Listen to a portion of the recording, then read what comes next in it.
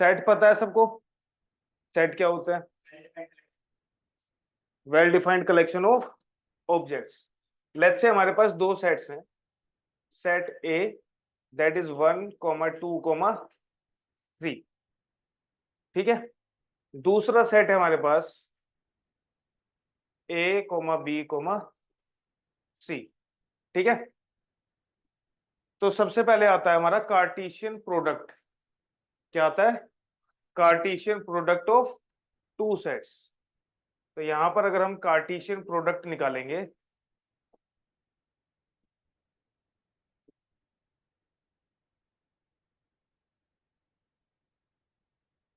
तो इसमें क्या करते हैं, दोनों सेट को लिखो। ये हमारा 1, 2, 3 और ये हमारा A, B, C। ठीक है। तो सेट ए के हर एक एलिमेंट का सेट बी के हर एक एलिमेंट के साथ कनेक्शन होगा। ठीक है। फॉर एग्जाम्पल 1 का ए के साथ, 1 का बी के साथ, 1 का सी के साथ, फिर 2 का ए के साथ, 2 का बी के साथ, 2 का सी के साथ, फिर 3 का ए के साथ, 3 का बी के साथ और 3 का सी के साथ। तो ये हमारा है कार्टेशियन प्रोडक्ट का एरो डायग्राम। ठीक है, एरो डायग्राम। अब अगर हमें कार्टेशियन प्रोडक्ट को सेट की फॉर्म में लिखना है तो किस तरह से लिखेंगे? भाई कुछ नहीं करना है। देखो यहां पर किन दो सेट्स का कार्टेशियन प्रोडक्ट हो रहा है? ए और बी का। पहले कौन सा सेट लिखा गया है? ए, बाद में बी, तो इसलिए हम लिखेंगे ए क्रॉस बी। क्या लिखेंगे? A cross B. B cross ही नहीं लिखना। पहले कौन सा सेट लिखा हुआ है? ए, तो इसलिए ए क्रॉस बी लिखेंगे। और ये क्या हो जाएगा? ये किस तरह से लिखा जाता है? देखो सेट हमेशा किस में लिखा जाएगा? ब्रैकेट में, करली ब्रैकेट में। और इसको इसके जो एलिमेंट्स होते हैं वो लिखे जाते हैं ऑर्डर्ड पेयर में। अब ऑर्डर्ड पेयर कैसे लिखते हैं? जैसे 1 का ए के साथ है तो 1, A, इसको कहते हैं ऑर्डर्ड पेयर। ठीक है। तो कार्टेशियन प्रोडक्ट के जो एलिमेंट्स होते हैं वो लिखे जाते हैं ऑर्डर्ड पेयर में। 1B, 1C, 2A, 2B, 2C, 3A, 3B और 3C। ये हमने लिख दिया Cartesian product of set A and B. अगर तुमसे पूछा जाए कि Cartesian product of B A क्या होगा, तो इसका मतलब हमें बी क्रॉस ए बताना है और उसमें हमें सेट बी को पहले लिखना है, सेट ए को बाद में। ठीक है। एरो डायग्राम ये है और ये हमारा सेट की फॉर्म में है। ठीक है, ये हमारा है एरो डायग्राम।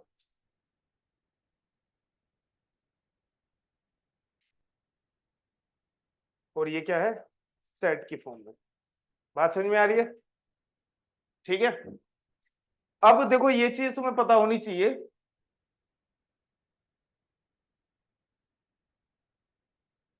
कि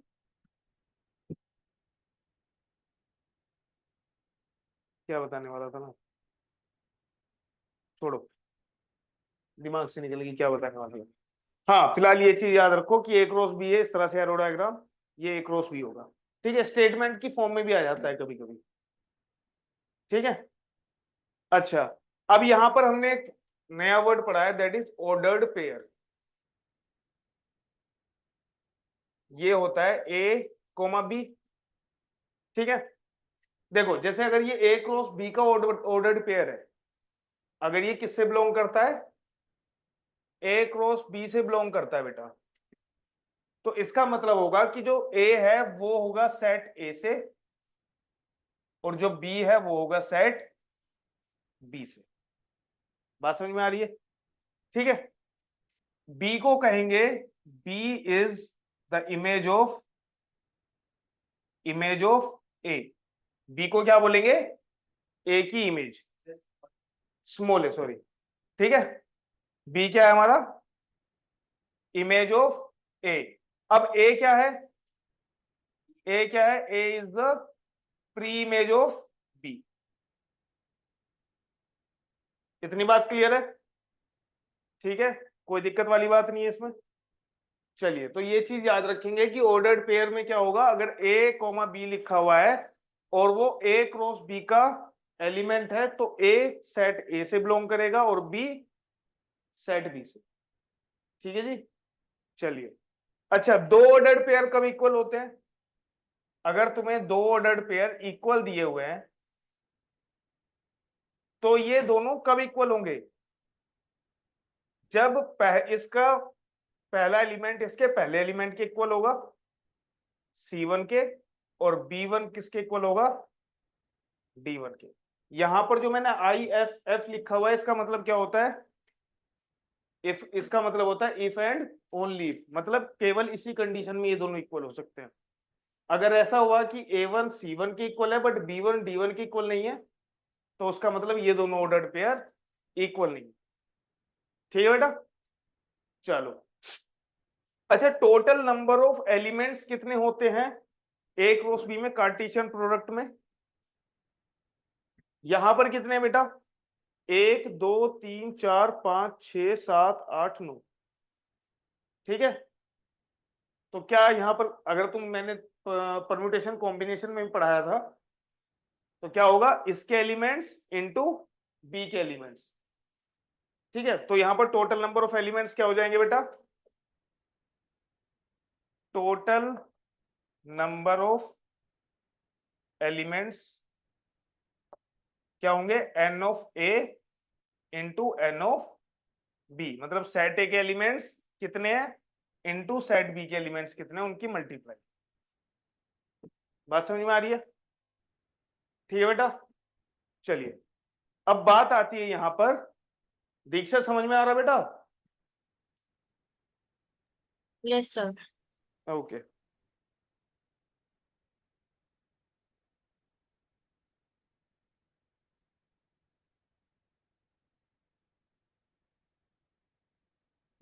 चलिए, अब बात आती है कि रिलेशन क्या होता है। What is a relation?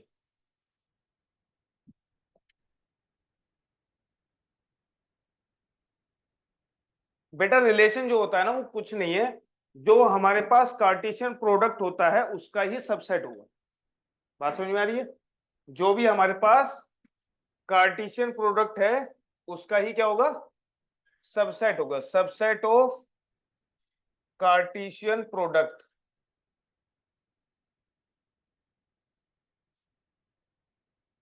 ठीक है जी? क्या होता है?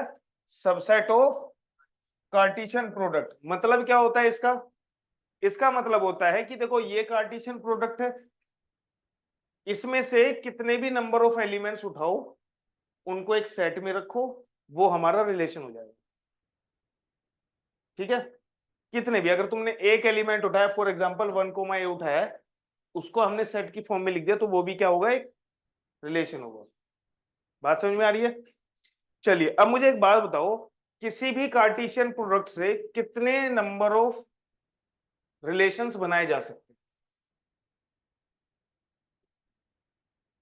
कितने नंबर ऑफ रिलेशंस बनाए जा सकते हैं? उसके लिए तुम्हें ये चीज पता होनी चाहिए कि नंबर ऑफ सबसेट्स कितने होते हैं सेट के। कृष्ण बताएगा। किसी भी सेट में अगर n एलिमेंट्स हैं तो उसके नंबर ऑफ सबसेट्स कितने होंगे? n। महक? 2n।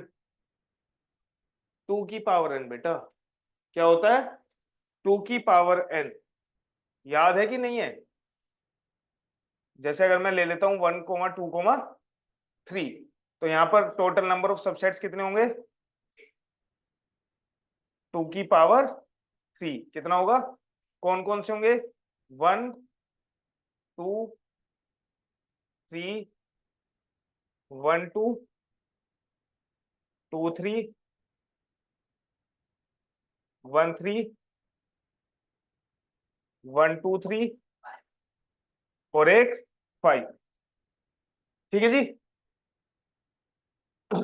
तो अब एक बात बताओ, जब रिलेशन ही हमारा क्या है, सबसेट है कार्टेशियन प्रोडक्ट का, तो उससे हम कितने सबसेट बना सकते हैं? इसमें देखो, हमें बस ये पता करना है कि इस कार्टेशियन प्रोडक्ट में कितने एलिमेंट्स हैं और 2 की पावर वो कर देंगे तो हमारे पास नंबर ऑफ रिलेशंस आ जाएंगे। बात समझ में आ रही है? चलिए अब देखो मेरे पास दो सेट हैं और उसमें गिवन है कि सेट ए में है एन या पी एलिमेंट्स ले लेते हैं। सेट ए में कितने एलिमेंट्स हैं? पी। और सेट बी में कितने एलिमेंट्स हैं? Q elements. तो पहले तो मुझे ये बताओ कि ए क्रॉस बी में कितने एलिमेंट्स होंगे? कार्टेशियन प्रोडक्ट में एलिमेंट्स देखेंगे ना, कितने होते हैं बेटा? अभी बताया था, मल्टीप्लाई कर देते हैं कि जितने सेट ए में है और इनटू जितने सेट बी में है। तो सेट ए में यहां पर कितने एलिमेंट्स हैं? सेट बी में कितने एलिमेंट्स हैं? तो ए क्रॉस बी में कितने एलिमेंट्स होंगे? P Q. तो अब किसी सेट में अगर पी क्यू एलिमेंट्स हैं तो टोटल नंबर ऑफ सबसेट्स कितने होंगे?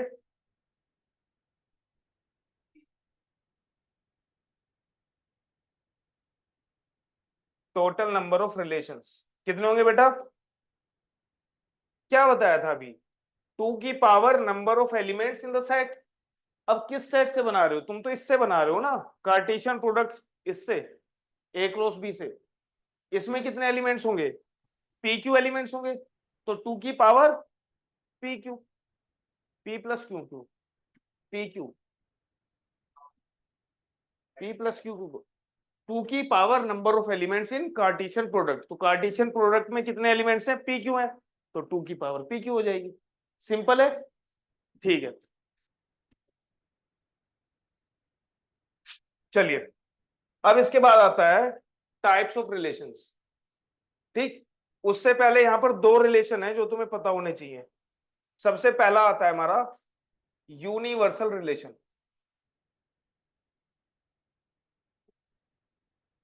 बेटा यूनिवर्सल रिलेशन क्या होता है?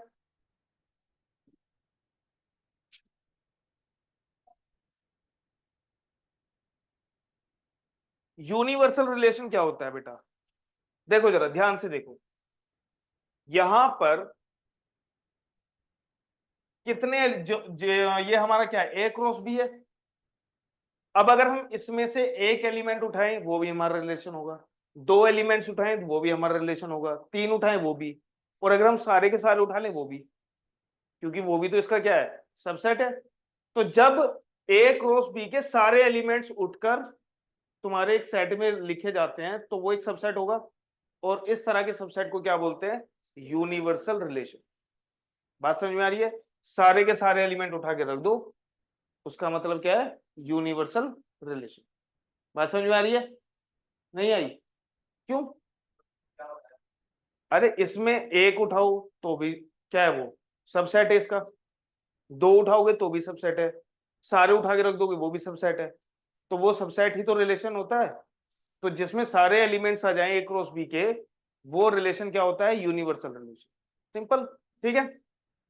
तो इसका मतलब है जब हमारे पास रिलेशन क्या हो?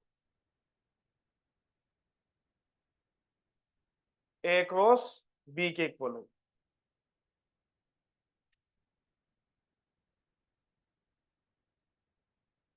जब रिलेशन क्या हो जाए? ए क्रॉस बी के इक्वल हो जाए। ठीक है भाई। फिर एक होता है तुम्हारा वॉइड रिलेशन या एम्प्टी रिलेशन। नाम से ही पता चल रहा है बेटा, खाली रिश्ता है ना, खाली रिश्ता। क्या होगा भाई इसमें? क्या हो गया? ये क्या था? खाली रिश्ता। तो इसमें कितने एलिमेंट्स होंगे? एक भी नहीं। अब एक बात बताओ, जब ए क्रॉस बी हमने किया था तो उसमें एक एलिमेंट क्या आया था? फाई आया था ना, आया था ना, फाई भी आएगा। बात समझ में आ रही है? तो उस केस में हमारा क्या हो जाएगा? वो रिलेशन एम्प्टी रिलेशन।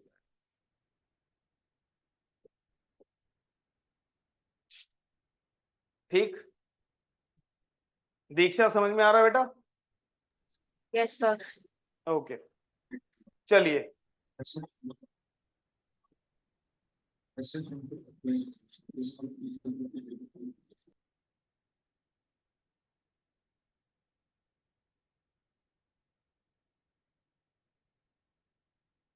चलो, अब यहां पर जो टाइप्स ऑफ रिलेशंस की बात होती है वो इन तीन टाइप के रिलेशंस की बात होती है। पहला क्या होता है?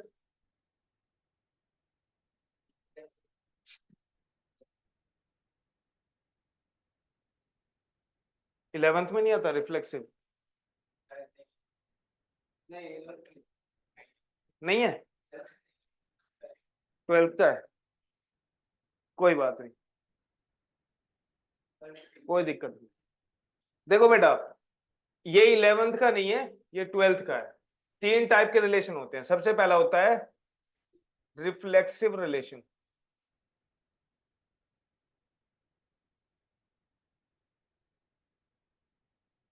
ठीक है, इसमें क्या होता है? देखो, मान लेते हैं हमारे पास एक सेट ए है, ठीक है, और जो हमने कार्टेशियन प्रोडक्ट निकाला है वो ए क्रॉस ए का ही निकाला है। ए क्रॉस ए समझते हो? जैसे ए क्रॉस बी होता है। फॉर एग्जाम्पल हमारे पास सेट ए है 1 2 3, ठीक है बेटा, और ए क्रॉस ए क्या होगा? 1 2 3, और इधर भी 1 2 3। तो बेटा इनका कनेक्शन जो हो जाएगा वो क्या कहलाएगा? ए क्रॉस ए। एक ये क्या है हमारा? ए क्रॉस ए। बात समझ में आ रही है? चलिए, तो अगर हमारे पास सेट ए है और हमने कार्टेशियन प्रोडक्ट निकाला है ए क्रॉस ए का, और हमारे पास जो रिलेशन है वो किससे बिलोंग करता है? ए क्रॉस ए से, ठीक है। या इसको हम ऐसे भी लिख सकते हैं कि relation R on set A. Clear बेटा? ठीक है, कि relation R on set A, इसका मतलब है कि आर जो है वो ए क्रॉस ए से है, मतलब आर हमारा ए क्रॉस ए का सबसेट है। ठीक है, तो रिफ्लेक्सिव रिलेशन में क्या होता है? आर हमारा क्या होगा?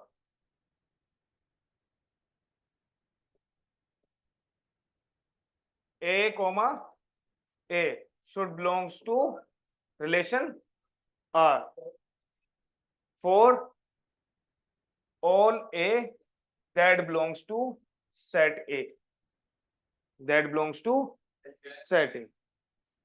इसका मतलब होता है फॉर ऑल, मतलब जितने भी सारे ए हैं वो सेट ए में होने चाहिए। ठीक है, सेट ए के सारे एलिमेंट्स को हमने किससे डिनोट किया है? ए से। इसको देखो थोड़ा समझो कैसे है ये। मान लेते हैं हमारे पास सेट ए है 1 2 3, ठीक है, और मैं एक रिलेशन लिख रहा हूं बेटा। रिलेशन है मेरा 1 1 1 3 1 2। अब तुम्हें ये बताना है क्या ये रिलेशन रिफ्लेक्सिव रिलेशन है या नहीं। देखो, इसके लिए तुम बताओ भाई। हाँ, कैसे? देखो, सेट ए के हर एक एलिमेंट, यहां पर क्या क्या लिखा हुआ है? सेट ए के हर एक एलिमेंट इस फॉर्म में होने चाहिए रिलेशन। बात समझ में आ रही है? तो यहां पर अगर हम देखें तो सेट ए के एलिमेंट्स कौन कौन से? 1 है 2 है और 3 है। तो इसका मतलब 1 1 भी आर में होना चाहिए, 2 2 भी आर में होना चाहिए, और 3 3 भी आर में होना चाहिए। क्या ऐसा है? नहीं है? ठीक है, तो इसका मतलब ये हमारा रिफ्लेक्सिव नहीं, रिफ्लेक्सिव नहीं है। दूसरा ले लेते हैं R2। अगर मैं इस रिलेशन को बनाता हूं 1 1 2 2 3 2 3 3। अब जिससे पूछूंगा वो बताएगा क्या ये रिफ्लेक्सिव है या नहीं है। सार्थक बताओ भाई, है? तुम बताओ, है? कैसे? बताओ भाई, उससे पूछ रहा हूं ना, वो है ना कृष। हम्म,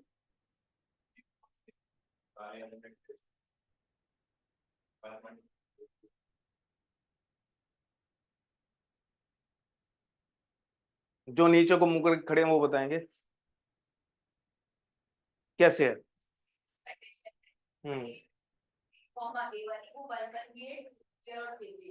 हाँ भाई, रिफ्लेक्सिव के लिए क्या बोला था? सेट ए के हर एक एलिमेंट ए कोमा ए की फॉर्म में होने चाहिए। मतलब सेट ए के एलिमेंट्स क्या है? 1 2 3, तो 1 1 भी होना चाहिए, 2 2 भी होना चाहिए, 3 3 भी होना चाहिए, है। अब उसके अलावा ये एक और एलिमेंट है 3 कोमा 2, इससे नहीं घबराना।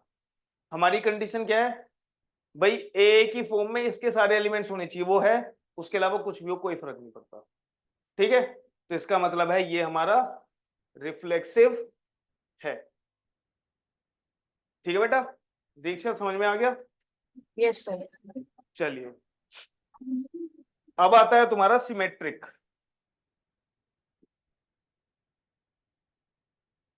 सिमेट्रिक रिलेशन क्या होता है? राज बताएगा इसका कंडीशन क्या होता है। बेटा इसकी कंडीशन क्या होती है?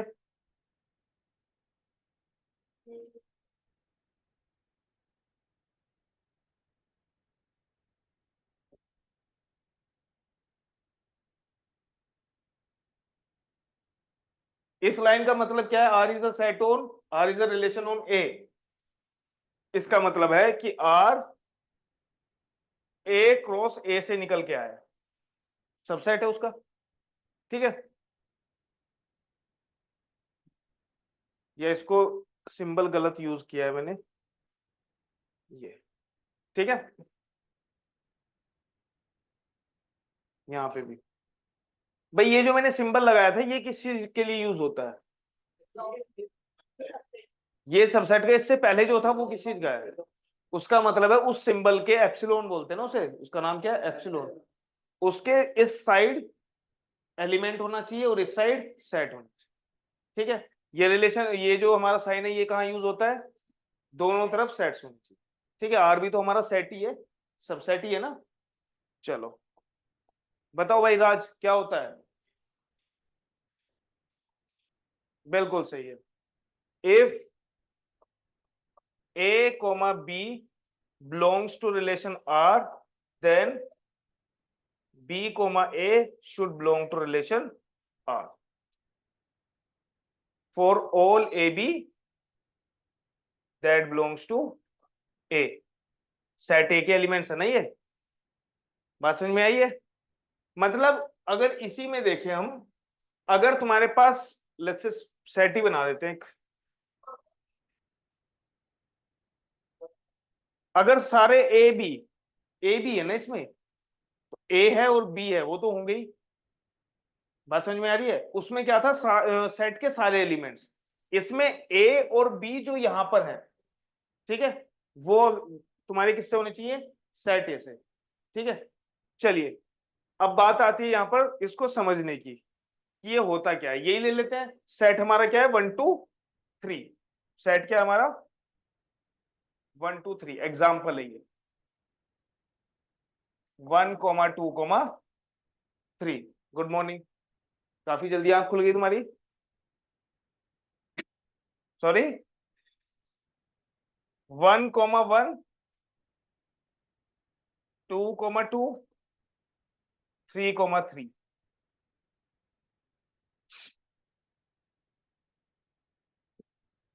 रोशन सिंह सोढ़ी, क्या ये रिलेशन सिमेट्रिक है या नहीं? उसके बाद करणवीर बताएगा, उसके बाद पीहू बताएगी। नहीं, इतना टाइम नहीं, जल्दी बताओ हाँ या ना। है? क्यों भाई? नहीं है। दीक्षा तुम बताओ बेटा, क्या ये हमारा सिमेट्रिक रिलेशन है? हाँ सर है। कैसे भाई? सर क्योंकि इसमें ए कॉमा बी और बी कॉमा ए दोनों आर से बिलोंग करते हैं। सॉरी दोनों नहीं, हाँ दोनों आर से बिलोंग करते हैं। बेटा देखो कंडीशन ये है, कंडीशन क्या है ये वाली, कि अगर ए कोमा बी आर में है तो बी कोमा ए भी आर में होने चाहिए। तो क्या ये यहां पर है?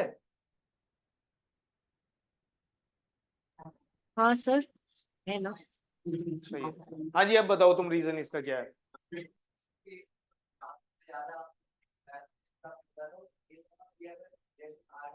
हाँ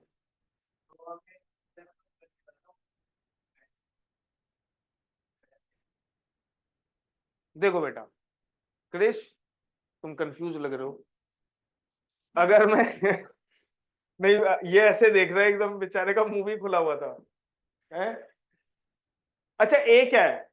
वन है। बी क्या है? वन है। ए बी वन वन है, तो बी ए मतलब वन वन होना चाहिए। तो क्या हम वन वन इसमें दोबारा लिखेंगे? कोई भी सेम एलिमेंट दो बार नहीं लिखा जाता। तो वन वन का उल्टा भी तो वन वन ही है। तो इसका मतलब ये ए कोमा बी और बी कोमा ए यही माना जाएगा। ठीक है, टू टू के लिए भी, थ्री थ्री के लिए भी सेम हो। तो ये इसका मतलब है कि ये रिफ्लेक्सिव भी है, ये सिमेट्रिक भी है। बात समझ में आ गई? हाँ यस। ठीक है, तो ये हमारा सिमेट्रिक है।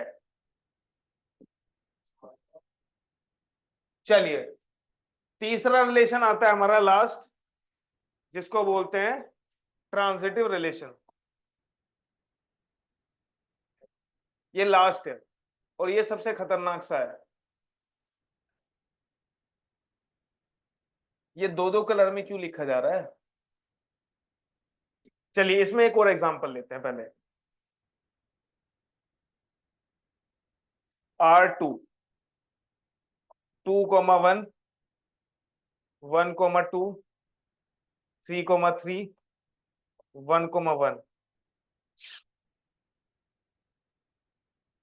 सार्थक तुम हंस दिए, तुम ही बताओ। बताओ भाई। हैं? सिमेट्रिक है? क्यों? वो फुलफिल हो रहा है। देखो बेटा, इसमें पहले एलिमेंट से देखते हैं। इसको ए मानो, इसको बी मानो। तो ए बी मतलब टू वन है, इसका उल्टा वन टू होना चाहिए, वो है। ठीक है, अब इसको भी अगर हम ए बी माने तो वो हम पहले ही चेक कर चुके हैं, कोई दिक्कत वाली बात नहीं। 3,3 के लिए ए बी है तो बी ए बी 3,3 होगा है। 1,1 के लिए भी बी ए क्या होगा? 1,1। तो इसका मतलब है ये हमारा क्या है? सिमेट्रिक है। ठीक है, चलिए ये रिफ्लेक्सिव नहीं होगा भाई। वन वन है, थ्री थ्री है, टू टू नहीं है, तो सारे ही होने चाहिए। सिमेट्रिक के लिए सेट ए के हर एक एलिमेंट को ए कोमा ए की फॉर्म में, मतलब जो पहला एलिमेंट है वही दूसरा एलिमेंट होना चाहिए सेट में, रिलेशन में। क्लियर है बेटा? ठीक है, चलिए अब ये है ट्रांजिटिव। ट्रांजिटिव कहता है कि अगर हमारा रिलेशन है किस पर?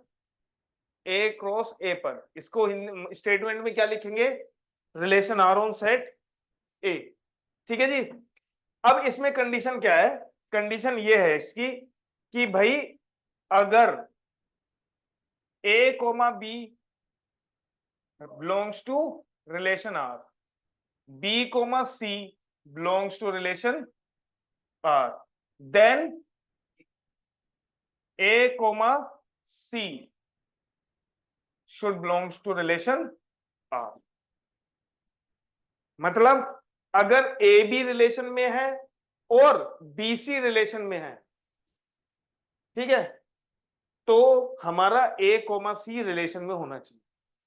ठीक है, और एक पॉइंट जो मैंने पिछली बार नहीं लिखवाया था वो ये है। वो क्या है?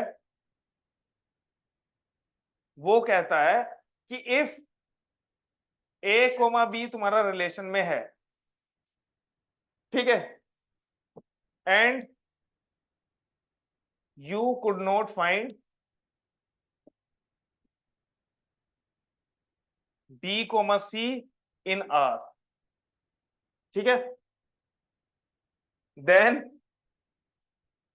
Relation would be, yes, relation would be transitive. ठीक है जी। अगर ए कोमा बी है रिलेशन में और बी कोमा सी भी रिलेशन में है, तो ए कोमा सी होना चाहिए। मतलब 1,2 है, 2,3 है, तो 1,3 होना चाहिए। ठीक है, अब ये क्या कहता है? ये कहता है कि अगर तुम्हें 1,2 मिला लेकिन अगला कोई एलिमेंट मिला ही नहीं जिसका पहला एलिमेंट 2 हो, मतलब अगर ये बी है तो पहला एलिमेंट बी होना चाहिए था। ठीक है, तो इसका ये मतलब नहीं है कि वो ट्रांजिटिव नहीं है, वो तब भी ट्रांजिटिव है। और ट्रांजिटिव ना होने का मतलब क्या है बेटा? ट्रांजिटिव नहीं कब होगा कोई रिलेशन? ए कोमा बी भी मिल गया, बी कोमा सी भी मिल गया, लेकिन ए कोमा सी नहीं मिला। ठीक है, बात समझ में आ रही है दीक्षा? नहीं आया हाँ बेटा समझ सर, में? तो थोड़ा थोड़ा confusing तो है, मतलब बी कॉमा सी नहीं मिला तब भी है, लेकिन बी कॉमा सी मिल गया, ए कॉमा सी नहीं मिला तब नहीं है। सर ये क्या हाँ होता है? देखो, अभी अभी देखो, सेट ए है मेरे पास, वही 1 2 3 4, ठीक है जी। और रिलेशन क्या है बेटा? ए क्रॉस ए से है। रिलेशन क्या है बेटा? ऑन सेट ए। क्या करने जा रहे थे रोशन, बीच में रुक गए? देखो बेटा, 1 1 1 3 3 4 1 4 3 1, ये मैंने लिखा है, ठीक है जी। अब मुझे बताओ क्या ये रिलेशन ट्रांजिटिव है या नहीं है? इज सर है। दिस रिलेशन अ ट्रांजिटिव और नॉट? महक बताएगी, बताओ बेटा। अरे तुम बैठे रहो यार आराम से।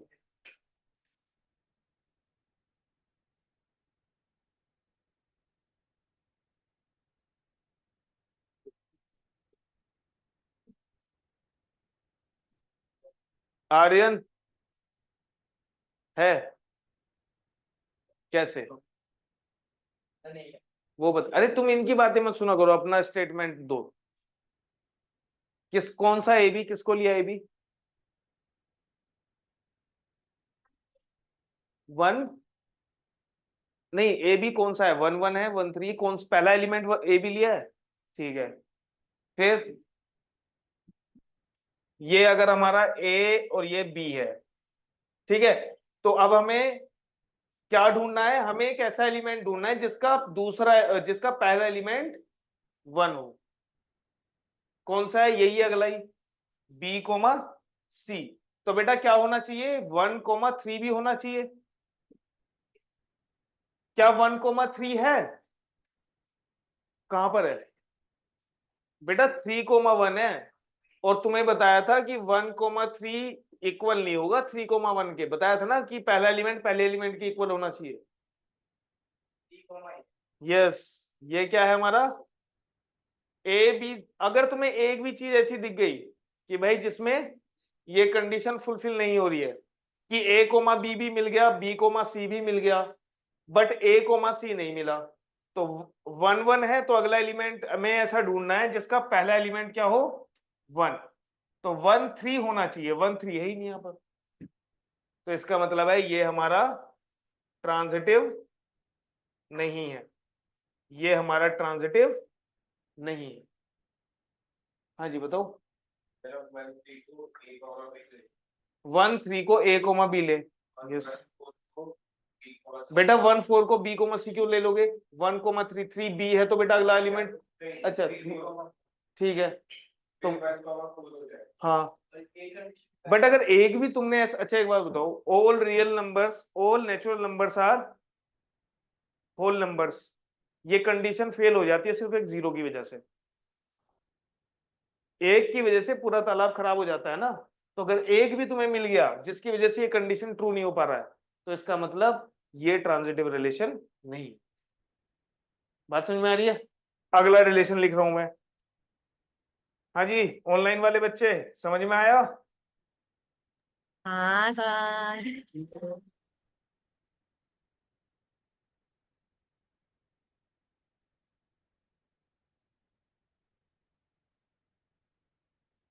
चलो दीक्षा बताएगी सही, क्या ये ट्रांजिटिव रिलेशन है या नहीं है? उसके बाद करणवीर बताएगा। सर है। तुम बताओ। नहीं है, तुम बताओ।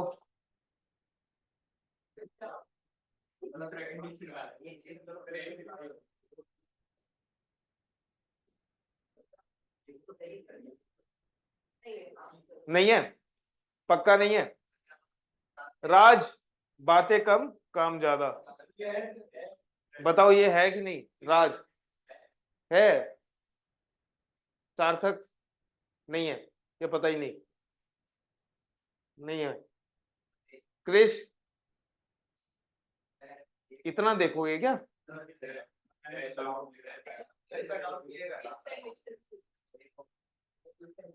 देखो बारी बारी से चलो, कोई दिक्कत वाली बात नहीं। इसको मैं ए मान लेता हूं, इसको बी मान लेता हूं। तो हमें दूसरा एलिमेंट चाहिए जिसमें पहला एलिमेंट 3 हो। 3 नहीं है तो हम इसको ए बी नहीं मानेंगे, इसको छोड़ दो यहीं पे। ठीक है, आगे आ जाते हैं। इसको ए बी माने, ये भी नहीं होगा। क्यों? क्योंकि फिर से 3 से स्टार्ट होना चाहिए। अब इसको भी अगर हम देखें तो कोई एलिमेंट 4 से स्टार्ट नहीं हो रहा। तो मतलब ये है कि हमें ये तो मिल जा रहा है बट बी कोमा सी नहीं मिल पा रहा। तो मैंने बताया था ए कोमा बी है और तुम्हें बी कोमा सी मिला ही नहीं। तो इसका मतलब यह है कि वो रिलेशन कैसा होगा? ट्रांजिटिव होगा। वो ट्रांजिटिव होगा। नहीं होने की एक ही कंडीशन है, ए कोमा बी भी मिल गया, बी कोमा सी भी मिल गया, बट ए कोमा सी नहीं मिला। ठीक है जी, तो ये हमारा क्या है? ट्रांजिटिव है। किसका? ए इंटू ए स्क्वायर क्यों होता है बताओ?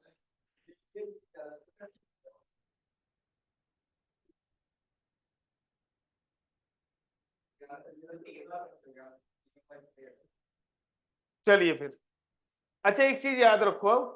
फॉर एग्जाम्पल तुम्हारे पास है, ध्यान से सुनना ये चीज, ठीक है? सेट ए है और ये हमारे पास 1 2 3 4, ठीक है बेटा? और रिलेशन तुम्हारा है ए क्रॉस ए से। और मैं अब इसका एरो डायग्राम बनाऊंगा बेटा, ठीक है? ये ए हो गया, ये भी ए होगा, ये 1 2 3 है, ये 1 2 3 है।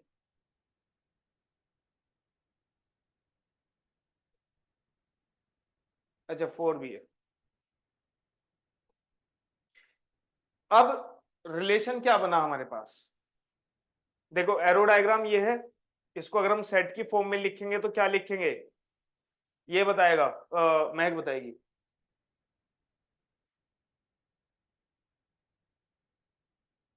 अरे बेटा 1 का 3 के साथ कहां कनेक्शन?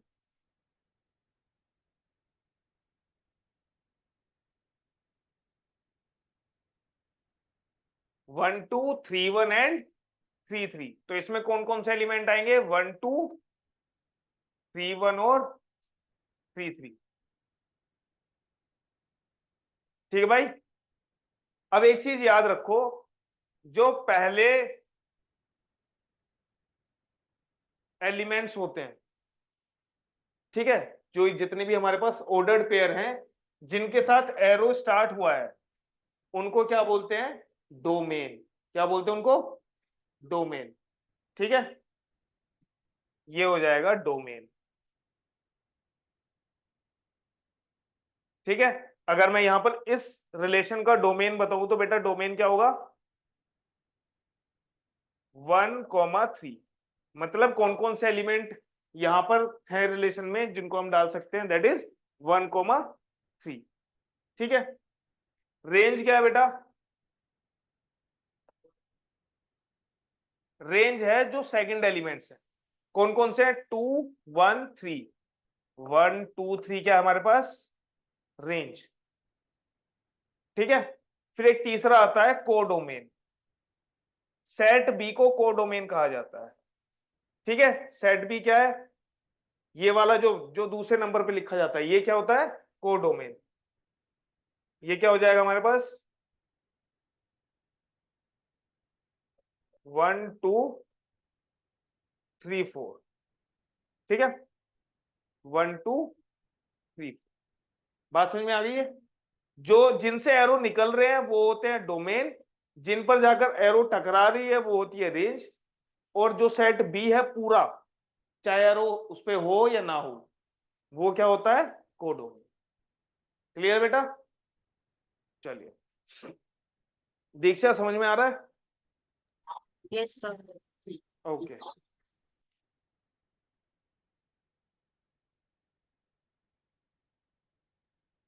चलें आगे।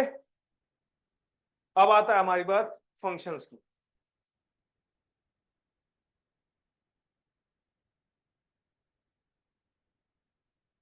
फंक्शंस क्या होते हैं?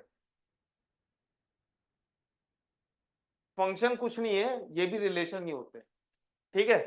बस इस ये क्या होते हैं, special type of relations.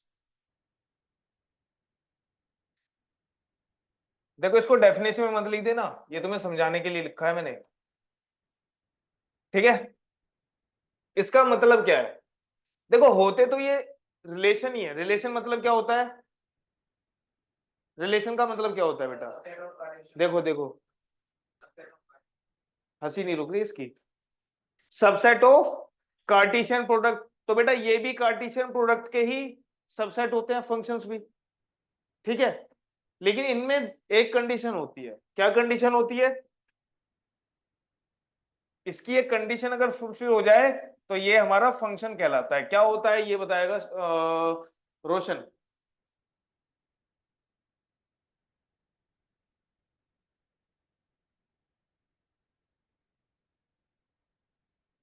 I am ready.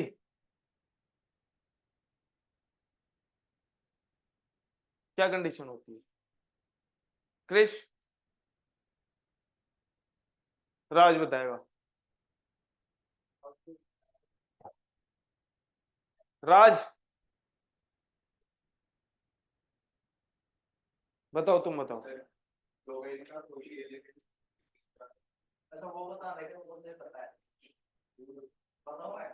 बताओ।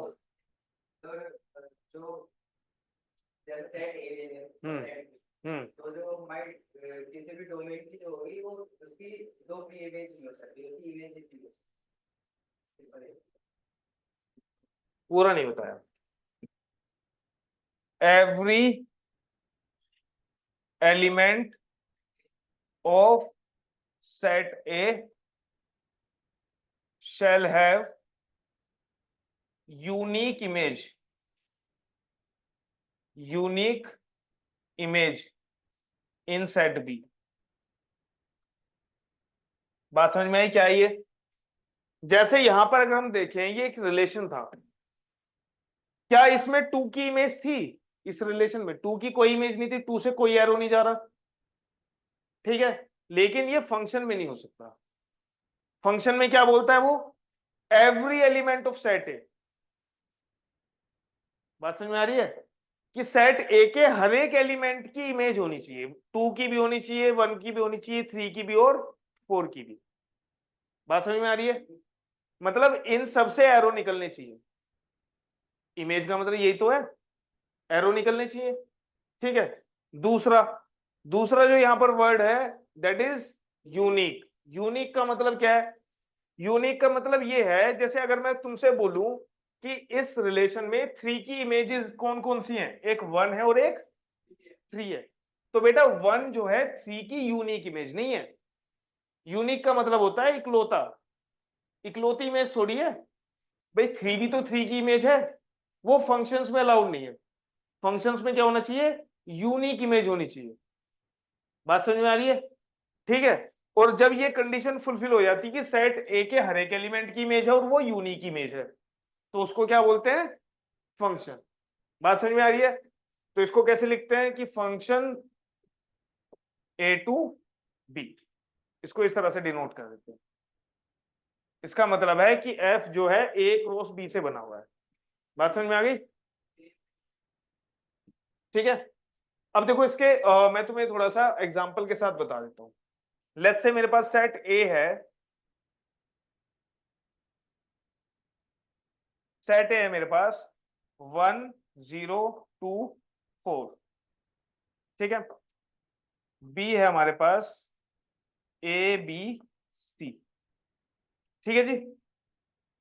अब मैंने बनाया फंक्शन एक R2 A to be, function क्या है मेरा, ए टू बी। तो भाई ए क्रॉस बी का ही कार्टेशियन प्रोडक्ट का सबसेट होगा फंक्शन एफ। अब यहां पर एफ क्या है, फंक्शन का नाम। एफ क्या है बेटा, फंक्शन का नाम। तो ये क्या होगा, पहले सेट ए लिख लेते हैं, इधर सेट बी, एरो डायग्राम बनाते हैं। एरो डायग्राम से चीजें अच्छे समझ में आती है। ये है सेट ए के एलिमेंट्स 1 0 2 4, ठीक है भाई। यहां पर बी के एलिमेंट्स हैं ए बी और सी। अब मैंने जो एरो निकाले वो इस तरह से निकाले, और चुप रहेंगे, जिससे पूछूंगा वो बताएगा, ठीक है।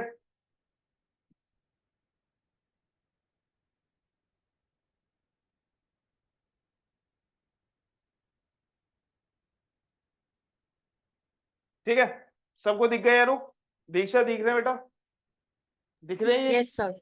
ओके, चलो तुम ही बता दो फिर, क्या ये फंक्शन है कि नहीं। हाँ सर है।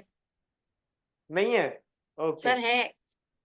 तुम बताओ, नहीं है, तुम, इसको खुद ही विश्वास नहीं है, नहीं है। तुम बताओ क्रिश, क्यों है, क्यों है बताओ।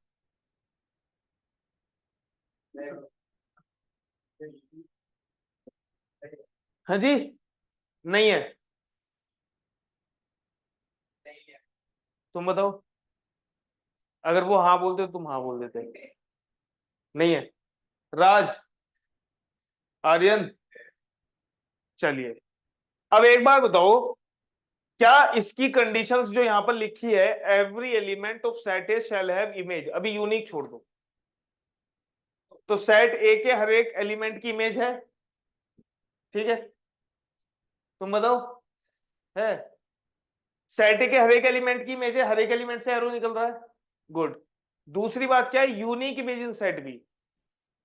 अब ए जो है वन की कौन सी इमेज है, वन जो है एलिमेंट, इसकी इमेज क्या है, ए, ए के अलावा तो कुछ नहीं है, तो ए की यूनिक इमेज क्या है, ए। वन की यूनिक इमेज क्या है, ए। जीरो की यूनिक इमेज क्या है, बी के अलावा तो कुछ नहीं है।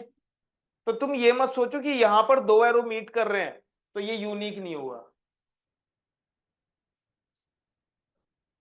भाई एक बात बताओ, बी दो एलिमेंट्स की इमेज हो सकती है, इसकी तो यूनिक इमेज यही है, जीरो की तो बी है, टू की भी तो बी है, टू की बी के अलावा तो नहीं है ना कोई, बस। ठीक है, मतलब ये है कि जब तुम इधर से एरो निकालोगे तो तुम्हारे एरो डाइवर्जिंग नहीं होने चाहिए, ये अलाउड नहीं है, ठीक है।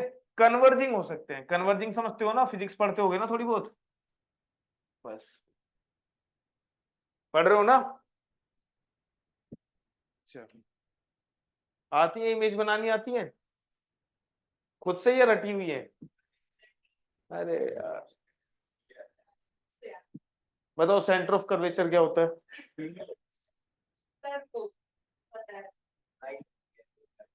हाँ उसने बताया है, क्या होता है ये, अबे ये पूछ, इससे पूछ रहा हूँ ना।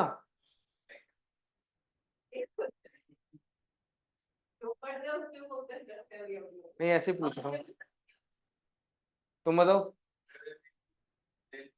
हाँ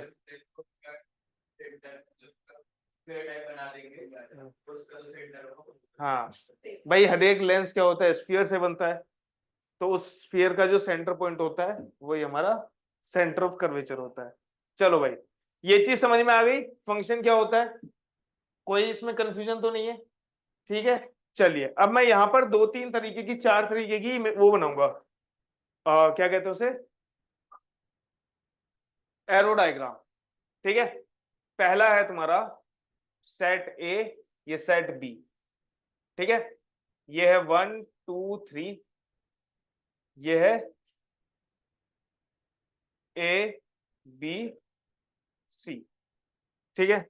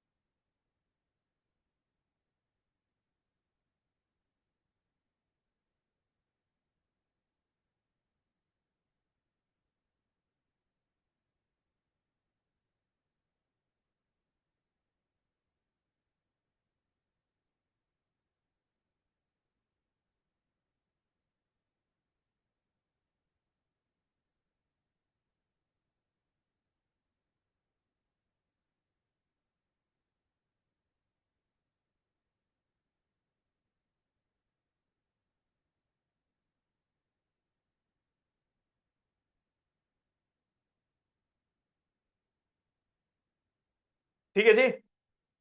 चलो सबसे पहले तो ये बताएंगे इनमें से कौन कौन से फंक्शंस है, जिससे पूछूंगा वो। ठीक है क्रिश बताओ, कौन कौन से फंक्शंस हैं इनमें।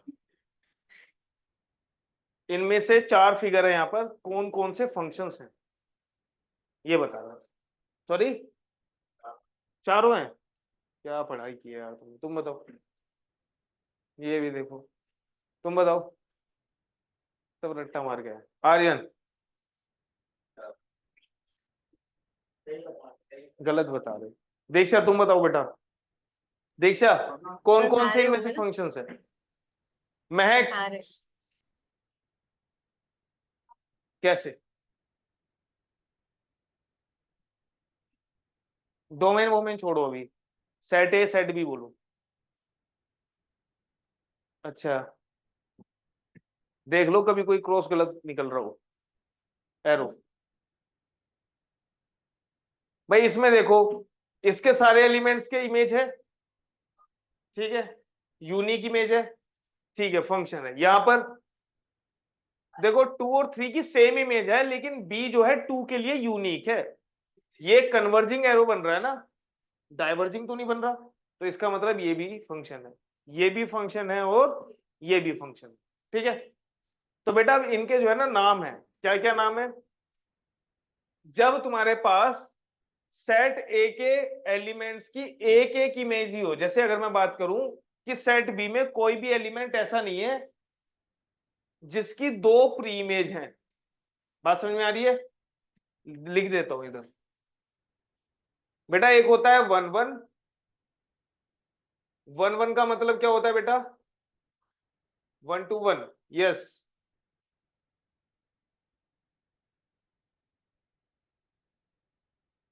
No element in set B shall have more than one pre-image in set A. देखो बेटा इसका मतलब है कि सेट बी में कोई भी एलिमेंट ऐसा नहीं होना चाहिए जिसकी 2 प्री इमेज हो, जिसकी 2 प्री इमेज हो। जैसे यहां पर अगर हम देखें, यहां पर ए की 2 प्री इमेज है, एक 1 है और एक इमेज, तो 1 की इमेज तो ए है, लेकिन ए की प्री इमेज 2 है, 1 और 4। तो जिसमें अगर किसी भी एलिमेंट की एक से ज्यादा प्री इमेज नहीं होती है तो उसको हम क्या बोलते हैं, 1 1। उसको क्या बोलते हैं, 1 1। ठीक है, इसका दूसरा नाम क्या है शाश्वत।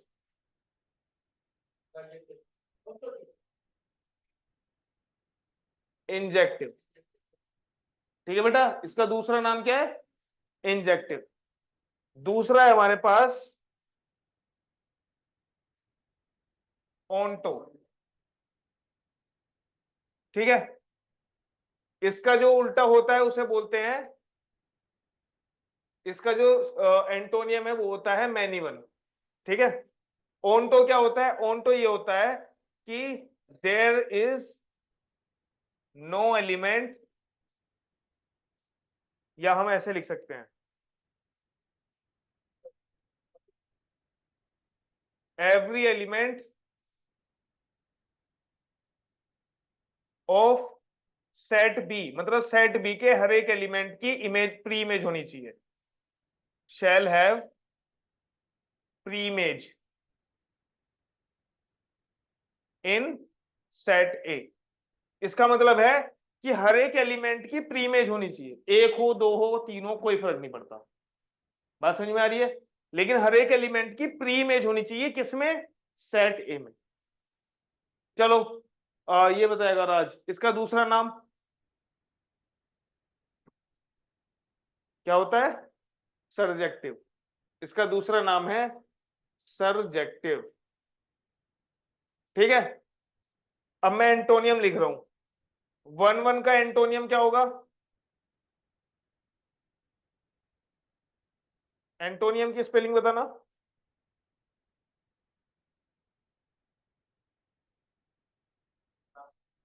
यही होती है, ANTONYM।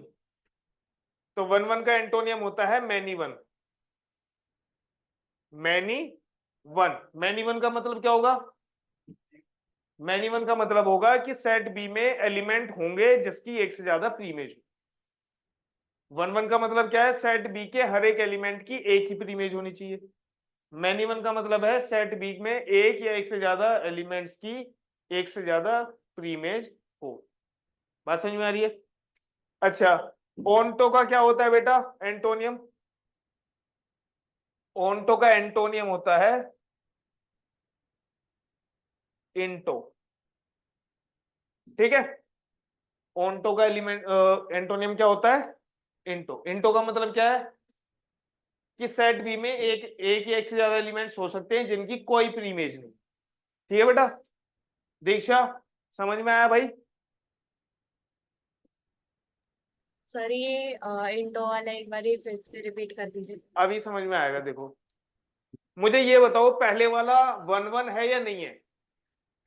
वन वन है। हर एक एलिमेंट की एक ही इमेज है, सॉरी, हर एक एलिमेंट की एक ही प्री इमेज है, तो ये क्या होगा? One one. अब ये इंटो है या ओंटो? इंटो है या ओंटो? भाई ओंटो का मतलब होता है सेट बी में एक भी एलिमेंट ऐसा नहीं होना चाहिए जिसकी प्रीमेज ना हो, लेकिन इसमें तो सी की कोई प्रीमेज नहीं है ना, ये छूट गया है ना ये, तो इसका मतलब है ये कैसा है? इंटो। समझ में आया दीक्षा इंटो का मतलब? Yes sir. ये बताओ, ये बताएगी, बताओ भाई महक, ये हमारा कैसा है? वन वन है या नहीं है? वन वन है। कैसे वन वन? बेटा बी के दो एलिमेंट्स नहीं है, दो प्रीमेज नहीं है, इधर से तो दो एरो निकल ही नहीं सकते क्योंकि वो फंक्शन ही नहीं होगा फिर। बात समझ में आ रही है? तो वन वन किधर से देखते हैं? इधर से, कि भाई किसी भी एलिमेंट की अगर एक से ज्यादा प्रीमेज है, क्या लिखा हुआ है? नो एलिमेंट, या अगर हम बात करें no element in set B shall have more than one preimage in set A, वो होता है वन वन। अगर किसी की इमेज है एक से, प्रीमेज है एक से ज्यादा, तो वो क्या होगा? Many one. क्या होगा वो? Many one. तो यहां पर लिखेंगे ये मैनी वन। अच्छा, ये अब ये बताओ, इंटो है या ओंटो है? वो बताइए। ओंटो क्यों? क्योंकि सेट बी में कोई भी एलिमेंट ऐसा नहीं है जिसकी प्रीमेज ना हो, तो ये हमारा ओंटो। ये बताएगा करणवीर, बताओ भाई ये वन वन और इंटो कैसे? किस किस एलिमेंट, सेट बी के किस एलिमेंट की एक से ज्यादा प्रीमेज है ये बताओ? सेट बी में किस एलिमेंट की एक से ज्यादा प्रीमेज तुम्हें दिख रही है? किसी की भी नहीं है, सबकी एक एक ही प्रीमेज है, तो इसका मतलब ये कैसा है? One one. कैसा है ये? One one. और इंटो या ओंटो? देखो डी का कोई प्रीमेज नहीं है, तो ये क्या होगा? इंटो। ठीक है, यहां पर वन वन भी है और ये ओंटो भी है, वन वन और ओंटो, और इसका एक दूसरा नाम है दैट इज बाइजेक्टिव। इसको बाइजेक्टिव भी कह देते हैं। अगर कोई फंक्शन बाइजेक्टिव है तो उसका मतलब वो वन वन ओंटो है। क्लियर बेटा? समझ में आ रही है बात? चलिए, अच्छा ये क्यों नहीं आया तुम्हारा बड़ा भाई मनन?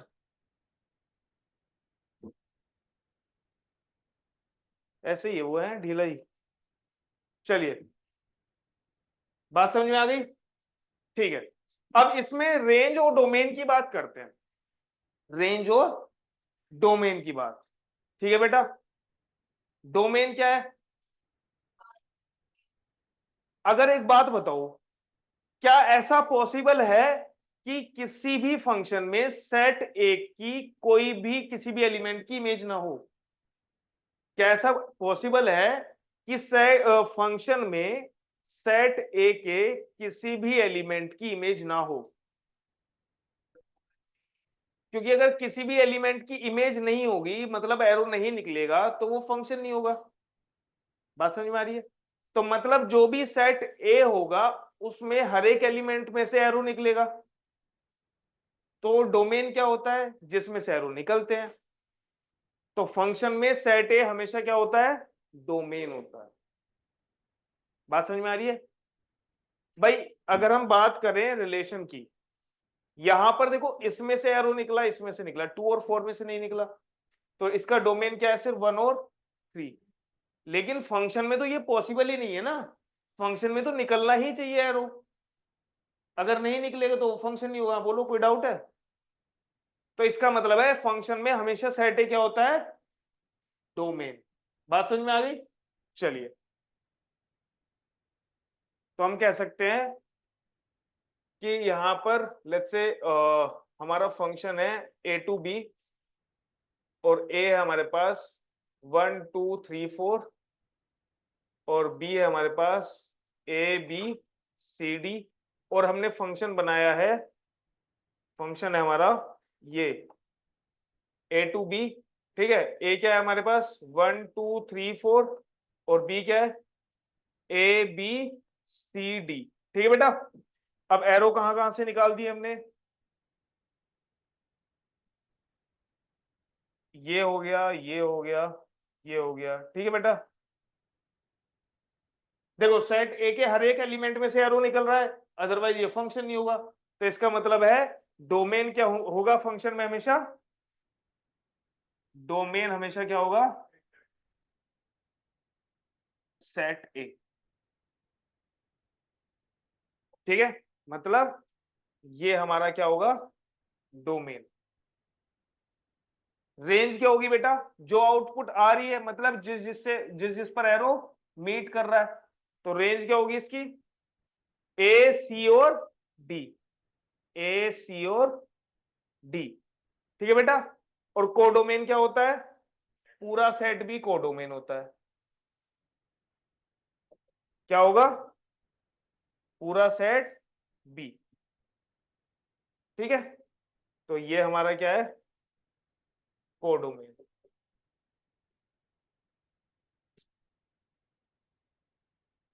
ठीक है जी,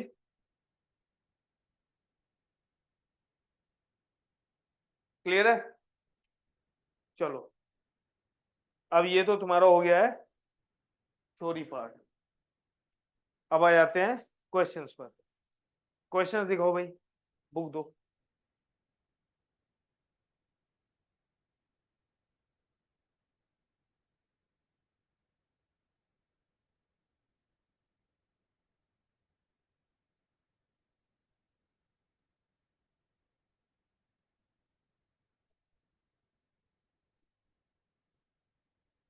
इलेवेंथ की 1 1 ऑन तो है ही नहीं इनके में। ठीक है, कोई बात नहीं, क्या दिक्कत पड़ रही है?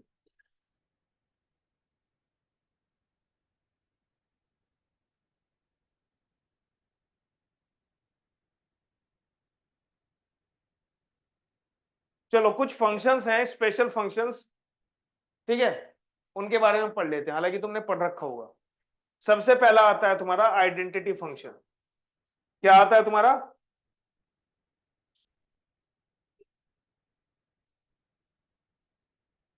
स्पेशल कुछ नहीं है इनमें, बस ये पता होना चाहिए, जनरल फंक्शंस कह सकते हो इन्हें।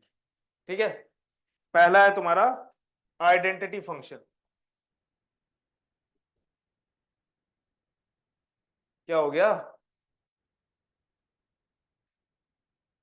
Identity function. आइडेंटिटी फंक्शन का मतलब क्या होता है? मतलब आइडेंटिकल का मतलब क्या होता है? सेम। ठीक है जी, अच्छा उससे पहले एक चीज समझ लो जरा। देखो बेटा, अगर मैंने एफ ए टू बी लिखा है, तो ए क्या है बेटा? डोमेन। बी क्या है? रेंज नहीं होती, कोडोमेन होती है। बी क्या होती है? कोडोमेन। ठीक है, अब ये तो है डिक्लेरेशन, इसको क्या बोलते हैं? डिक्लेरेशन। मतलब हमने फंक्शन डिक्लेयर डिक्लेयर कर दिया कहां से कहां तक होगा, या किन दो सेट से बनेगा। फिर फंक्शन करता क्या है? ठीक है, फिर फंक्शन करता क्या है? उसको बोलते हैं डेफिनेशन। क्या बोलते हैं उसको? ये हो जाएगा हमारा डेफिनेशन। डेफिनेशन क्या होता है? यही होता है ना कि कोई भी चीज के बारे में बताओ वो क्या है क्या नहीं। ठीक है, जैसे अगर तुम कोडिंग करोगे तो उसमें भी पहले डिक्लेरेशन करना पड़ता है ना, फिर डिफाइन करते हैं। तो यही है। ठीक है, इसका मतलब क्या है कि फंक्शन का नाम है एफ और इनपुट है इसमें एक्स। इनपुट क्या है बेटा इसमें? एक्स। और ये करता क्या फंक्शन? ये इनपुट का स्क्वायर करके उसमें वन ऐड कर देता है। क्या करता है? इनपुट का स्क्वायर करके वन ऐड कर देता है। तो अगर मैं इसमें पीहू को डाल दूं तो क्या करेगा ये? बस पीहू का स्क्वायर करके। ठीक है जी। चलिए, अब ये बताएगा सार्थक। नहीं, सार्थक नहीं बताएगा।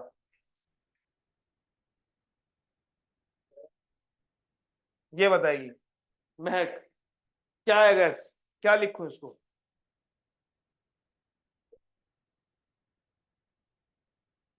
इसका आंसर बताओ क्या होगा?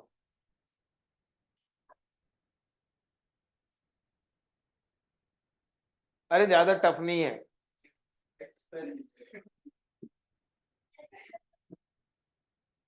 हाँ, तो फंक्शन क्या करता है? फंक्शन क्या करता है भाई?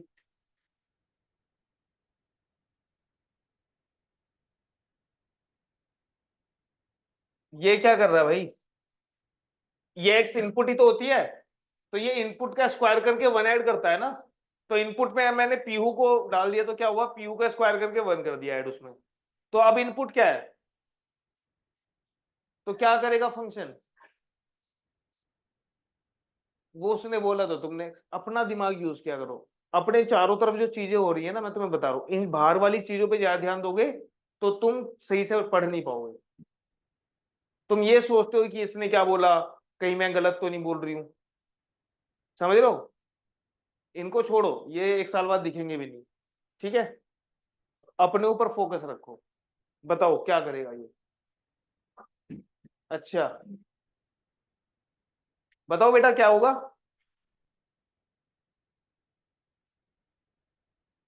दीक्षा बताओ बेटा क्या होगा इसका? Sir x square plus one का होल स्क्वायर प्लस वन।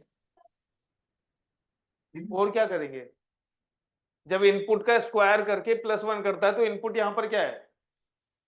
तो क्या करेगा? एक्स स्क्वायर प्लस वन का whole square plus one, simple.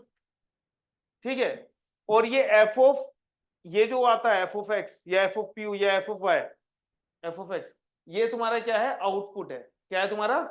मतलब ये ऐसे मान लो कि अगर मैं यहां पर वन डालूंगा, इनपुट अगर मैंने वन डाली तो आउटपुट क्या आई? टू। ठीक है, तो मतलब ये कुछ ऐसे बन जाएगा, वन डालने पर टू आए। तो ये क्या है तुम्हारा? आउटपुट। ये क्या है तुम्हारा? आउटपुट, जिसको हम वाई एक्सिस पर डिनोट करते हैं। तो तुम इसको y y is equal to f of x भी लिख सकते हो। एफ ऑफ एक्स लिखो चाहे वाई लिखो, बात एक ही है। बात समझ में आ रही है? बात समझ में आ रही है? जब हम इनका ग्राफ बनाते हैं ना, तो ग्राफ किस पे बनाते हैं? एक्स वाई पे बनाते हैं। एक्स पे हम लेते हैं इनपुट और वाई पे क्या लेते हैं बेटा? आउटपुट। क्लियर है? ठीक है, चलो। अब यहां पर आइडेंटिटी फंक्शन क्या होता है? आइडेंटिटी फंक्शन मान लेते हैं ये हमारा फंक्शन होता है real numbers to real numbers. मतलब डोमेन भी सारे रियल नंबर्स होंगे और को डोमेन भी सारे रियल नंबर्स होंगे। क्लियर है? इतनी बात समझ में आ गई? और ये फंक्शन की डेफिनेशन क्या है कि भाई जो भी तुम इसमें इनपुट डालोगे वो ही तुम्हारी आउटपुट आ जाएगी। तुमने इनपुट क्या डाला? एक्स डाला, तो आउटपुट कितनी आ गई? एक्स आ गई। क्लियर है? तुम क्यों हंसे? तुम्हारी एक्स आ गई या नहीं? तुम्हारी मुस्कुराहट तो वैसी ही थी। चलो भाई,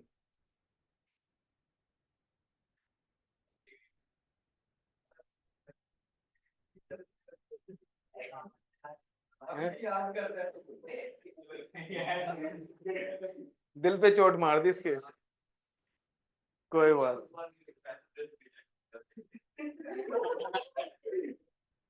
हाँ जी, क्या करता है ये, इनपुट में x डाला, आउटपुट x आ गई। ठीक है, इनपुट जो भी डालोगे वही आउटपुट आ जाएगी। अगर तुमने इसमें 1 डाला तो 1 आ जाएगा, 2 डाला तो अगर मैं इसको ग्राफ पे बनाऊंगा तो बेटा कैसा बनेगा, जरा ध्यान से देखो। ग्राफ बनाना आता है ना, ग्राफ के लिए ज्यादा कुछ करना ही नहीं होता, इनपुट और आउटपुट डालते रहो। ठीक है भाई, अगर ये मेरा 1 है, ये 2 है, ये 3 है, ये 4 है, ये 5 है, ये 6 है, ये 7 है। ठीक है बेटा, ये -1, ये -2, ये -3, ये -4, ये -5, ये -6, ये हो जाएगा हमारा 1, ये हो जाएगा 2, ये हो जाएगा 3, ये हो जाएगा 4, ये हो जाएगा 5, ये 6, ये 7, ये हमारा 1, ये हमारा 2, 3, 4, 5, 6। अगर हम इनपुट 1 डालेंगे तो आउटपुट कितनी आएगी बेटा, है जी, 1 आएगी ना। किसी को डाउट है इसमें भाई, 1 डालेंगे तो 1 आएगी, तो इनपुट 1 पर आउटपुट 1, यहां पर निशान लगा के। ठीक है, ऐसे ही बनाते हैं ग्राफ। 2 डालेंगे तो आउटपुट कितनी आएगी, 2। 3 डालेंगे तो, ठीक है भाई, -4 डालेंगे तो, ये माइनस में है बेटा, ये -4 है। ठीक है, -4 डालेंगे तो -4, इनपुट -4 पर आउटपुट -4, तो ये हो जाएगा ये। ठीक है, तो तुम देख पा रहे हो कि ये एक ही लाइन में बन रहे हैं। ठीक है, इन सबको ज्वाइन कर दो तो हमारा ग्राफ कैसा बना। अब ये स्ट्रेट लाइन मेरे से नहीं बन पाएगी,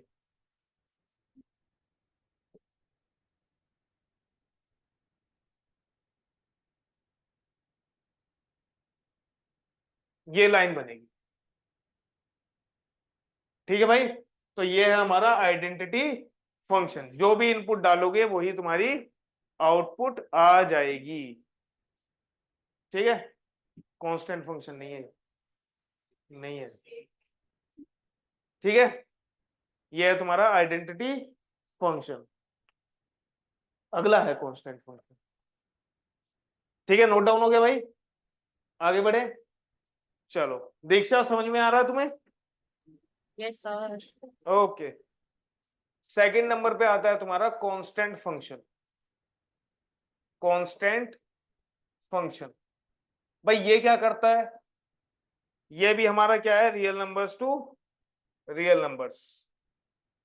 भाई देखो, अगर मैं फंक्शन एफ ले रहा हूं ना तो जरूरी नहीं है एफ ही लेंगे हमेशा, जी भी ले सकते हो, एच भी ले सकते हो, कुछ भी ले सकते हो। ठीक है, चलो ये हमारा क्या है, आर रियल नंबर्स क्या है, डोमेन, और ये वाला आर कोडोमेन। ठीक है, तो कांस्टेंट फंक्शन क्या करता है कि भाई तुम जो है ना कुछ भी इनपुट डाल लो, मुझे तो एक ही आउटपुट देनी है, और वो भी एक नंबर। बात समझ में आ रही है, कुछ भी इनपुट डाल लो, मुझे आउटपुट सी ही देना है। सी क्या है यहाँ पर, कांस्टेंट, कांस्टेंट बोले तो कोई भी नंबर। ठीक है, सी क्या है हमारा, कांस्टेंट। ठीक है, इसका ग्राफ कैसा बनेगा भाई, इसका ग्राफ कैसा बनेगा, ये हमारी हो गई वाई एक्सिस, ये हमारी हो गई एक्स एक्सिस। ठीक है बेटा, ये हमारे पास 1, बाहर देखना कोई है क्या,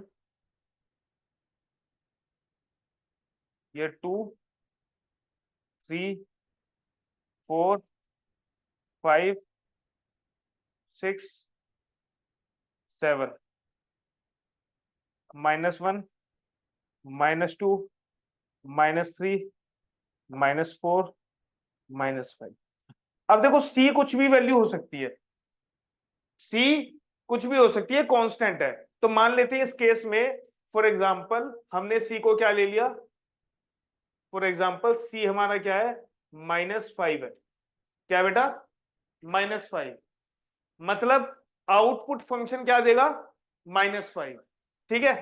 तो ये हो जाएगा हमारा -1, -2, -3, -4 और -5, ठीक है भाई। तो अगर हमारा आउटपुट -5 ही आना है, अच्छा अगर मैं 1 डालूंगा तो क्या आएगा आउटपुट, -5, 2 डालूंगा तो -5, 3 डालूंगा तो, क्यों, क्योंकि ये भाई कुछ भी वैल्यू डाल दो इनपुट की, इस पे कोई फर्क नहीं पड़ रहा, है या ना, ठीक है। अब -1 डालूंगा तो भी, -2 डालूंगा तो भी, तो फंक्शन कैसा बनेगा तुम्हारा, straight line parallel to x axis, parallel to x axis, ठीक है जी। ये मान लो ना कि एफ एक्स हमारा क्या है, 4 है। अब इसमें एक्स होता इधर तभी तो एक्स से ये इंपैक्ट होता, अब इसमें तो इधर एक्स ही नहीं है, तो एक्स कुछ भी डालो इधर तो कुछ हो ही नहीं रहा, तो 1 भी डालोगे तब भी 4, 2 डालोगे तब भी 4, 3 डालोगे तब भी 4, ठीक है कि नहीं। तो इसलिए हमारा कैसा आएगा, ये एक कांस्टेंट फंक्शन, ठीक है।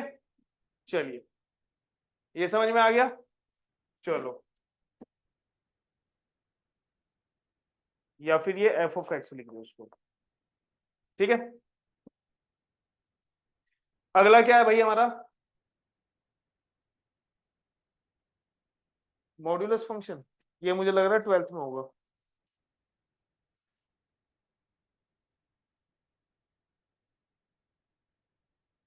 मॉड्यूलस देखो पहले, मोड फंक्शन है और ग्रेटेस्ट इंटीजर फंक्शन, ठीक है। आशी वहां गई हुई है, जिम, जिम कहते हैं वो बॉक्सिंग के लिए, गोवा नहीं गई वो, है कराटे जो भी है वो। थर्ड है हमारे पास मॉडुलस फंक्शन, मॉडुलस फंक्शन, बेटा ये क्या करता है, ये भी हमारा क्या है, इसका देखो पहले तो डिफाइन करना पड़ेगा ना कहां से कहां तक है, तो ये भी real numbers to real numbers, clear है बेटा, real numbers to real number. अब ये करता क्या है, ये करता है भाई कि जो भी तुम इनपुट डालोगे उसको ये ऐसे लिख देगा, ठीक है। ये 2 डंडे लिख दो इनपुट के साइड में, इसका मतलब क्या है, मोड ऑफ एक्स, इसको क्या पढ़ेंगे, मोड ऑफ एक्स, एमओडी नहीं, ठीक है, एमओडी, मोड ऑफ एक्स, ठीक है। तो ये क्या है, मॉडुलस फंक्शन का मोड है ये, एमओडी जो है ये मॉडुलस फंक्शन का जो ये पहले 3 लेटर है वो है। अब ये इसका मतलब क्या होता है, क्या मतलब होता है भाई, तुम बताओ, इसको डिफाइन कैसे करोगे, अब ये डिफाइन नहीं हुआ अच्छे से, क्या हुआ, अरे दे रहा हूं 5 मिनट रुको बस, ब्रेक चाहिए ना तुम्हें, ब्रेक, परेशान बैठे हो सारे के सारे, है ना, हैं, कोई बात नहीं, तो मैं कौन सा खाना खा के आया हूँ, मैं भी नहीं खा के आया। चलो भाई देखो, ये मोड फंक्शन क्या करेगा, ये मोड फंक्शन कुछ नहीं करता, अगर ये बस 2 ही आउटपुट देगा, एक तो एक्स दे देगा और एक -x दे देगा, लेकिन डिपेंड करता है कि ये x और -x कब देगा, कब देगा, x कब देगा, जब हमारा इनपुट क्या हो, 0 या 0 से बड़ा हो, 0 या 0 से बड़ा हो, मतलब या तो 0 हो या 0.1 हो या 1.2 हो, तो ये क्या होगा, जो भी इनपुट डालिए एज इट इज हो जाएगा। और -x कब देगा, जब हमारा इनपुट 0 से छोटा हो, ठीक है बेटा, ये होता है, मतलब देखो इधर अगर मैं -3 डालता हूं तो ये क्या करेगा, -3, भाई इन जो भी इनपुट डाली उसके बाहर माइनस लगा दिया। तो तुम ये मत सोचना ये हमेशा पॉजिटिव रहता है, यहाँ पर भी डिपेंड करता है। देखो जैसे अगर मैं बोलूं कि यहाँ पर -3 डाला है तो -3 के बाहर माइनस लगाना है, उसके बाद इसको 3 लिखना है, ठीक है। अगर मैं यहाँ पर 1.25 डालता हूं तो क्या आएगा बेटा, 1.25 ही आएगा। क्यों? क्योंकि 1.25 जीरो से बड़ा है, ठीक है। अब यहां पर 0.001 डाला मैंने तो क्या आएगा, जीरो से बड़ा है तो 0.001 ही इसका आंसर आएगा, ठीक है। अब मैं तुमसे एक छोटा सा क्वेश्चन पूछूंगा, जिससे पूछूंगा वही बताएगा इसका आंसर।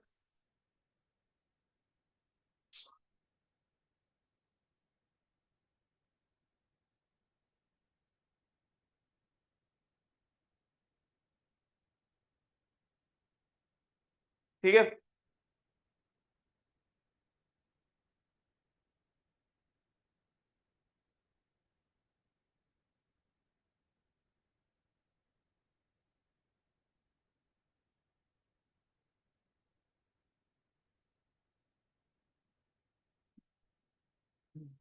कर लो कैलकुलेशंस। हो गई? चलो दीक्षा बताओ भाई इसका आउटपुट क्या होगा, 1 - x होगा या x-1 होगा? Sir x-1। x-1। तुम बताओ भाई। 1 - x, तुम बताओ, तुम बताओ। Minus of 1 minus. मतलब x-1 हो गया। तुम, जो उसने बोला है वही ना? और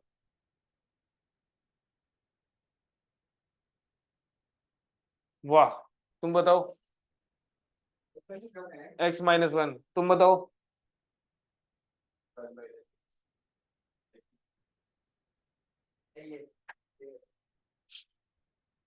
ये देख रहा था नीचे वो, जिससे मेरे से ना पूछे। इसका आंसर आएगा 1 - x।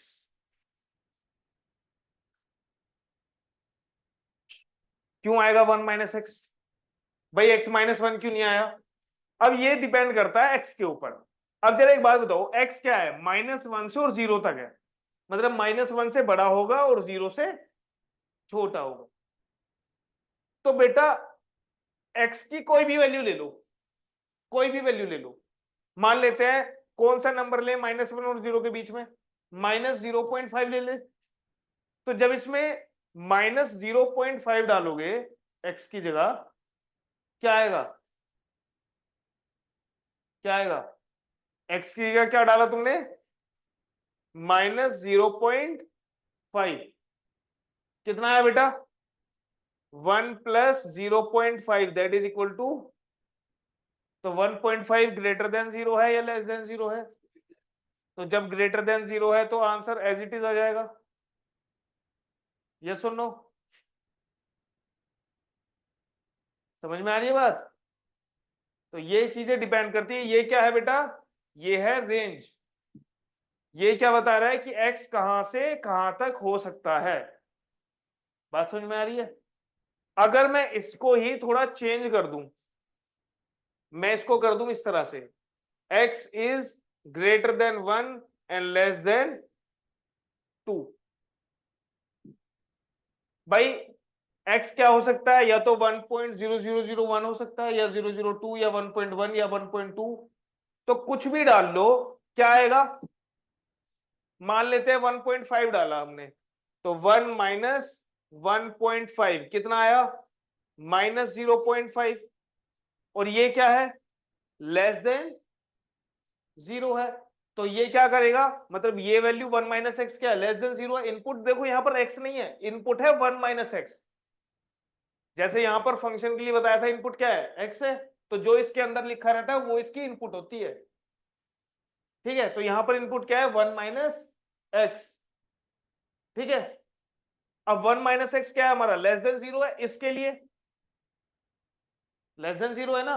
तो उस केस में हमारा क्या आ जाएगा, mode x minus of, sorry mode x नहीं, मोड 1 - x क्या हो जाएगा, -1 - x, that is x minus 1।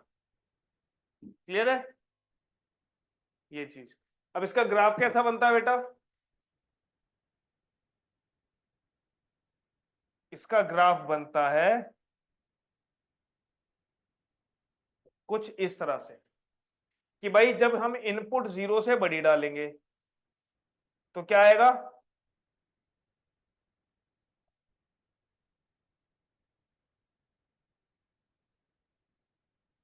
भाई 1 डाला तो 1 आया आउटपुट, 2 डाला तो 2 आउटपुट आएगा, 0 से बड़ा है ना इनपुट हमारा। 3 डाला तो 3 आउटपुट आएगा। तो अगर हम इन सारे डॉट्स को मिला दें तो क्या बनेगा हमारे पास? Straight line. लेकिन जैसे ही हम इधर की वैल्यूज डालेंगे, मान लो मैंने -1 डाला, तो बेटा आउटपुट क्या आएगा ये बताइए महक? -1 डालने पर आउटपुट क्या आएगी बेटा मोड एक्स की?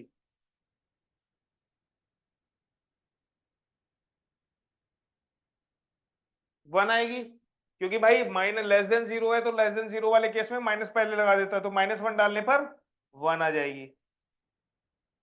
2 डालने पर, -2 डालने पर कितनी आएगी? 2 आएगी। -3 पर 3। तो बेटा यहां पर ग्राफ कैसा बना इस साइड? इस तरह से। यह है मोड एक्स का ग्राफ। बात समझ में आ रही है? ये किसका ग्राफ है? मोड एक्स का ग्राफ। बात समझ में आ गई? चलिए फिर एक ब्रेक ले लेते हैं, ठीक है? उसके बाद